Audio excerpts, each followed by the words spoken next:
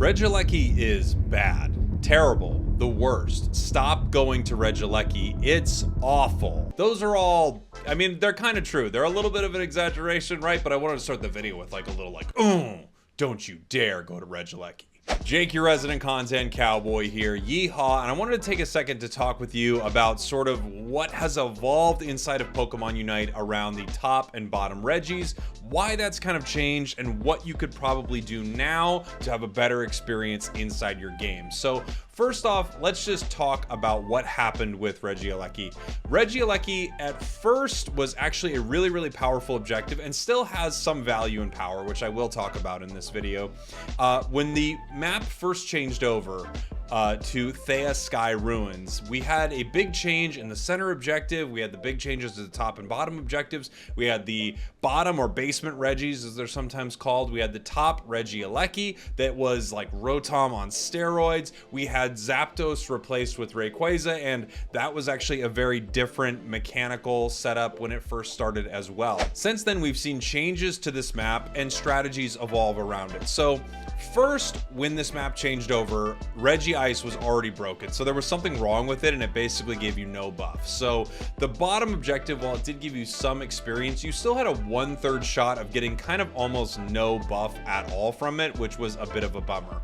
Also, Rayquaza being different inside the map meant that scoring was so much more important when we first changed over to Theia Sky Ruins. Now Theia Sky Ruins has a feel more similar to our old map on Remote Stadium, and Rayquaza, while not being the same and having different strategies to play around it, does have more in common with Zapdos than when the map first changed over. Basically, right when Theia Sky Ruins came out, you had many matches that actually didn't come down to Rayquaza at all. And you notice, by the way, I say Rayquaza, Rayquaza, Rayquaza, Rayquaza.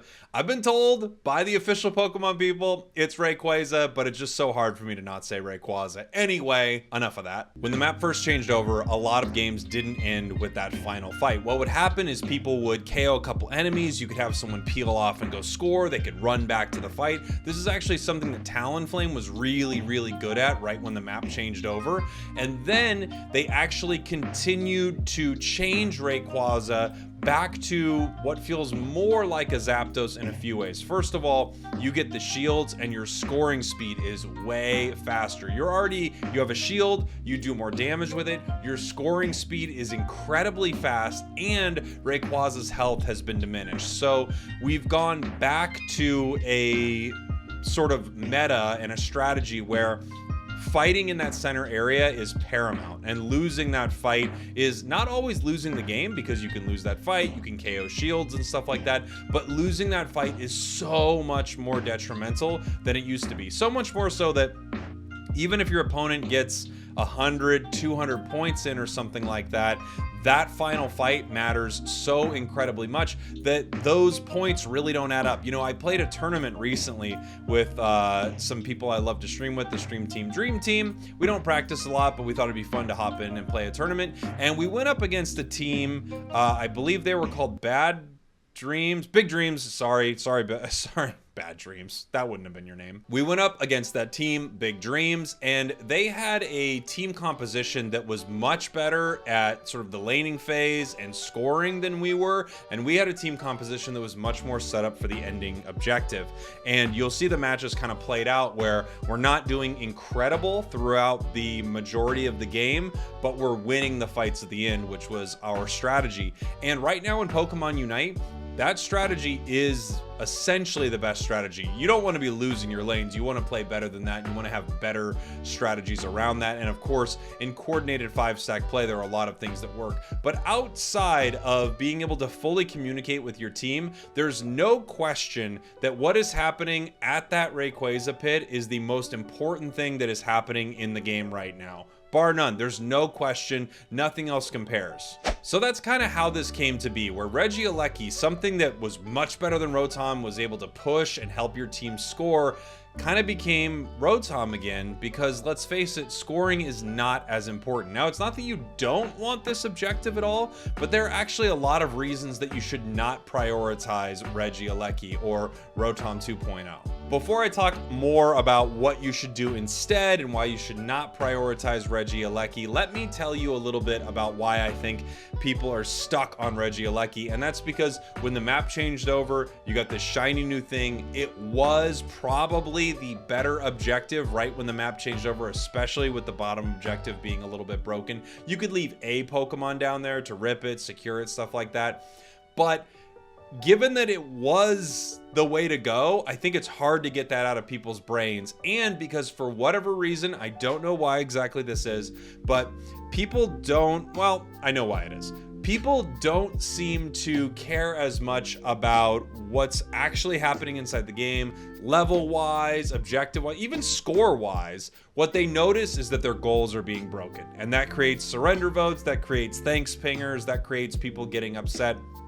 For some reason, people still don't understand that if you lose a top or bottom first tier goal, the opponent has given you a ton of free experience to get. And if you don't break one of their top or bottom goals, they don't have that same level of experience. Now, it's true that the enemy could be stomping you, invading your central area, just running amok, and scoring and breaking your goals. All that's possible. But for some reason, I just think people notice that a goal got broken, a fight didn't go their way, and it starts to tilt them. So I think that's why Regieleki still has so much favor in pockets of the community, is because it's so tilting for some reason for people to lose one of the goals, even though, trust me, it is not the biggest thing in the game. That is not the biggest thing if you lose a tier 1 goal. It really isn't. First of all, if I'm telling you that Regieleki isn't that important, it's probably because I'm telling you to go to the bottom or basement Regis. And that is what I'm recommending you do.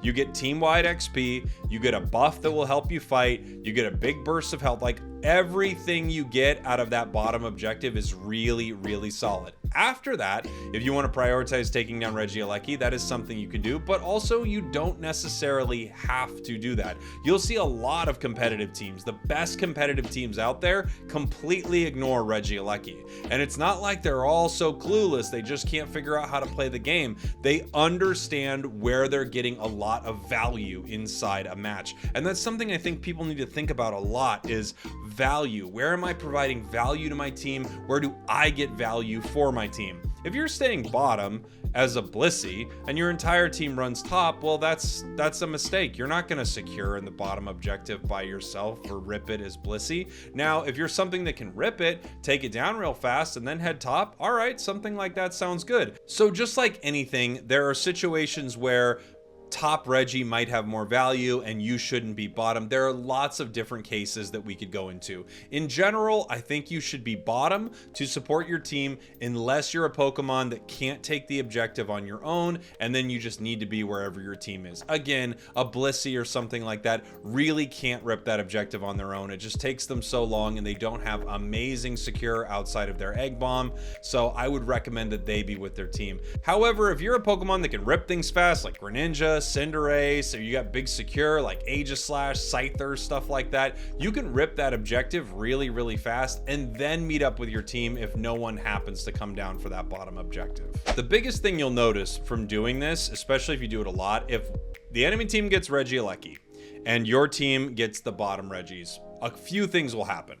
First of all, that Regieleki will either be walking towards a tier 1 or tier 2 goal. If it's walking towards a tier 1 goal, it's really not the end of the world. You can try to defend it. Even if they break it, it's not that big of a deal. If it's walking towards your tier 2 goal, you have time to base, run on up there, and defend it on a tier 2 goal that provides massive healing and massive shields.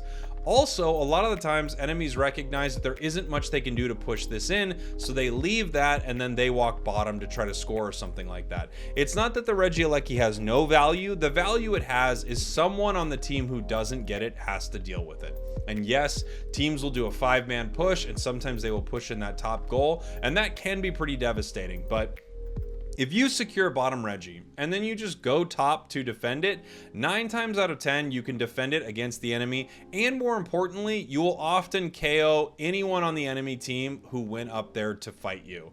Instead of everyone prioritizing top, no one gets that bottom Regi, and then whichever team kind of wins up there gets to push it. Now you get team-wide XP, and when you meet them back up there in the top path, you're able to fight and defend that objective, oftentimes KOing multiple members of the enemy team, whether they get it or not. And now let's say they do. They get it, they break your tier 1, and they have scored all of these points. By the end of the game, it's really not relevant who is up by 50 points for the most part, because games come down to what happens in that Rayquaza pit and which team can team fight better. That's oftentimes going to be the team with more experience getting ready for that fight. If you have Unite moves and you have experience and your opponents don't, then you're probably going to win that fight at Rayquaza. So the strategy that I've seen win the most, and what seems to be the most optimal currently, things change all the time, but this is my take on what I've seen, is making sure that you can secure that bottom objective,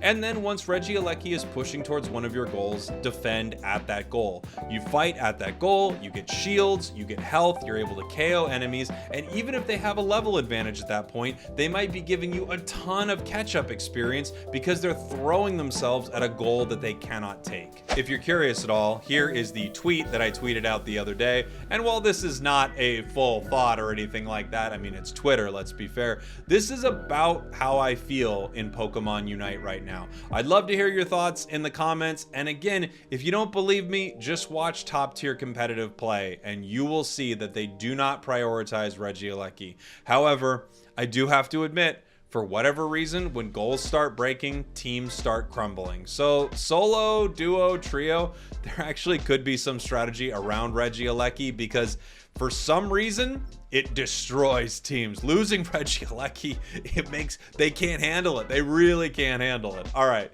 I love you all. Thanks for watching. More stuff soon. Oh, watch Unite Rivals, coming very, very soon, live here on YouTube.